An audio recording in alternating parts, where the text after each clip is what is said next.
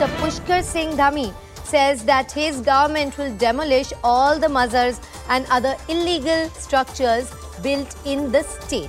Dhami says the government has identified more than 1,000 places where such illegal structures have been built.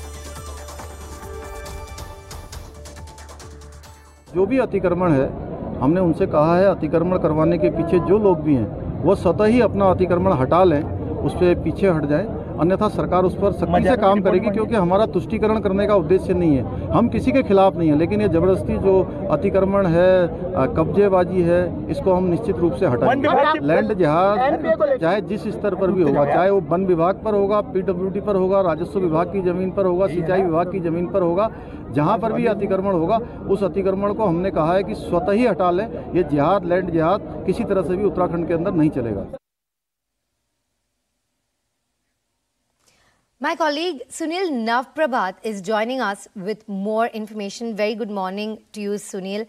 क्या धार्मिक स्थलों के अलावा और भी कोई अवैध निर्माण है जिनका डेमोलिशन हो सकता है, कि ये क्या खास तौर पर मजार के बारे में ही बात कर रहे हैं?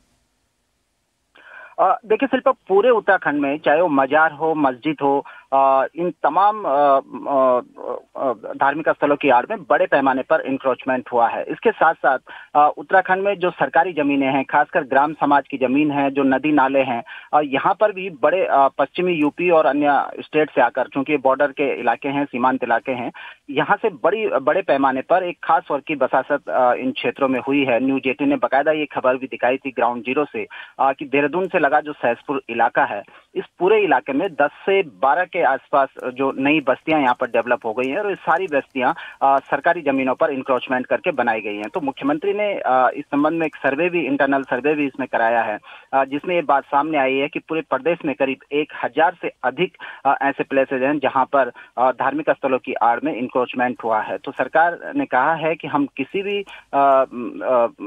लेवल पर इस इंक्रोचमेंट को बर्दाश्त नहीं किया जाएगा। इसका सर्वे पूरा होते ही इंक्रोचमेंट को हटाने की कार्रवाई शुरू कर दी जाएगी। और अभी आपने देखा कि पिछले ही दिनों देहरादून में करीब यहाँ पर विकासनगर में जो शक्ति नहर है, करीब 600 परिवारों को वहां से हटा दिया गया था, जो इंक्रोचमेंट करके वहां पर बनाया गया था। तो सरकार का एक फोकस है कि जो यहाँ पर अवैध घुसपैठ उत्तराखंड में हो रही है उसको किसी भी तरह से रोका जाए। जी।